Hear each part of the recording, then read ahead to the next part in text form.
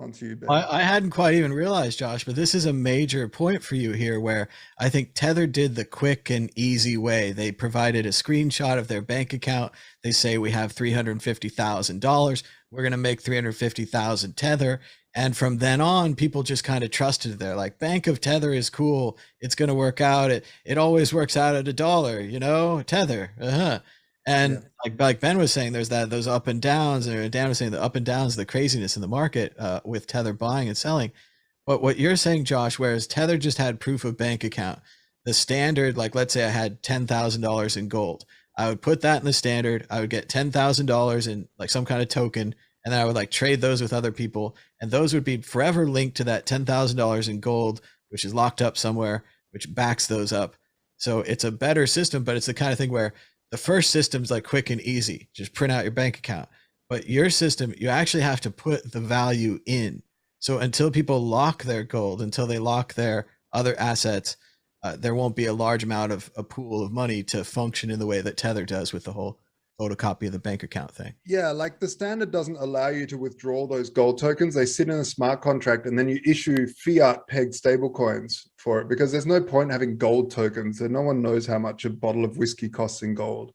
You know how much it costs in dollars or euros or yen or shekels or pesos, but that's the whole point. But really what that comes down with in terms of physical proof comes down to the other thing that I invented back in 2015, which is the Glassbooks protocol to allow you to everybody to audit physical storage facilities. And it's a mix of old school auditing companies as well as insurance companies, and you work with those. And this shows, I won't bore everyone with the. Oh, but With that's the what people need to get to transparency. And people talked about transparency, and Kraken said they were going to do it. And we've all thought from a Bitcoin address, well, you could look at that. And they could say, oh, that's the accounting department and that's the whatever. Yeah. You could go look at all the different divisions.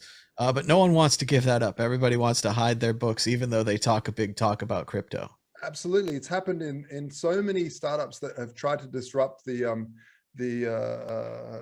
donations industry, let's say the charity industry.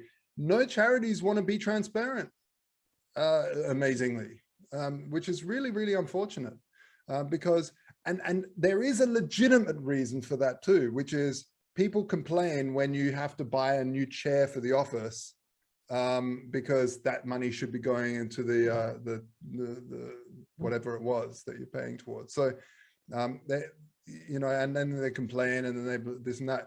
But I think there's a middle ground there somewhere. But transparency really is key in terms of the cypherpunk philosophy of transparency for the weak, for the powerful, and privacy for the weak. So this is really what's important, and we should keep our laser eyes shouldn't only be on 100K Bitcoin. They should also be on privacy, on transparency for the powerful, and privacy for the weak.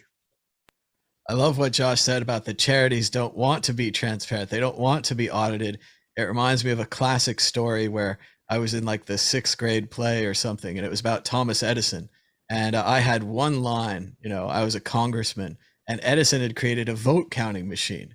And I had to come in and tell Edison that the problem was, it's not that your machine didn't work. It's that it counted the votes so fast, it left the opposition no time to filibuster. So of course Congress wouldn't buy it. And just in the same way, they don't want the efficiency. They don't want the transparency. They're resisting it. And also I'd say about Josh, better a counterfeit $1. Why not you just get a dollar NFT like Ken Bosak? That would work way better. Sell NFTs for $1. And Ben Ark, we're finally going to you. Schrodinger's tether. If we look inside the box, would we like what we see? Is the cat alive or dead?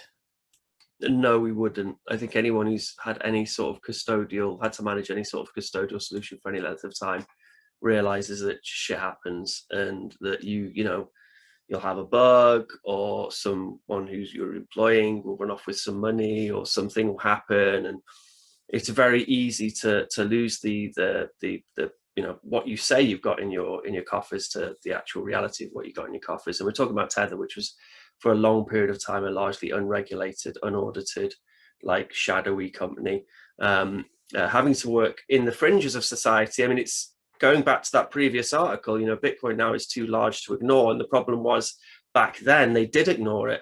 And there was a solution which needed to be had. So people needed to be able to trade and have some sort of stable medium of account to exchange with, but they couldn't do it with the regular normal dollar. They weren't served by the regular normal dollar. So this solution filled that void, a very hacky solution filled that void because it was ignored. And the best thing to do now is for people just to vote with their feet and, like Josh's solution, like use a solution which is actually auditable and isn't, you know, likely completely unpegged and about to collapse at any single moment. The more you read into Tether, the more you get scared of the possible repercussions.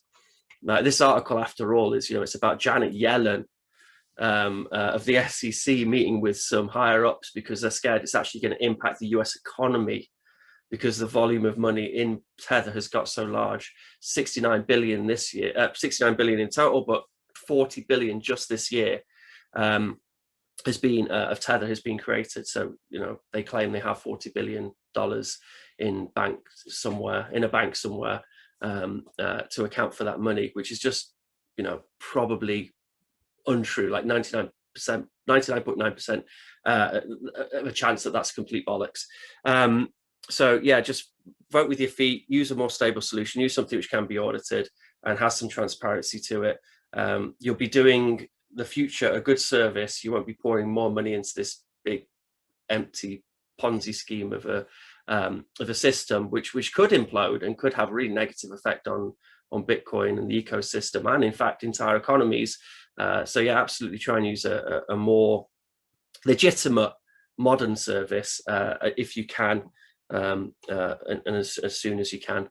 But it's phenomenal. They have like 12 employees and they've got all this wealth and it's all in these crazy offshore accounts and it's not being audited and regulated. And then, you know, the claims are spurious. You see these pie charts claiming that they've got the money in their bank accounts, and it is quite terrifying. So when the standard.io, Josh, how long do we have to wait? You're muted. It's one of those things with these smart contracts. They're really, really, really, really difficult. You don't want to rush them. It's not like move fast and break things. And this is the correct answer. See, so Tether, they were the opposite. They were like, right, we need a solution now, and then they just throw something. You know, something came out of the gates. Obviously, the technology wasn't there back then, but you know, someone like Josh, who's been at Vaultoro for years and has been custodian of people's funds, now creating something which is a stable coin, but you know that he's not a custodian of. It's a you know, all wrapped up in smart contracts and all this you know, incredibly complex cryptography. That's something to use and trust and support rather than something like Tether. So hopefully more traders will start marching with their feet. I mean, this thing that you can use right now is MakerDAI, and Maker is extraordinary. I really love that project. It's fantastic. It's a big inspiration, and you know, there you can actually see transparently how much stuff is locked in smart contracts and how many DAI are floating around. It's absolutely brilliant. And so stop using Tether, start using these algorithmic stable coins rather, you know.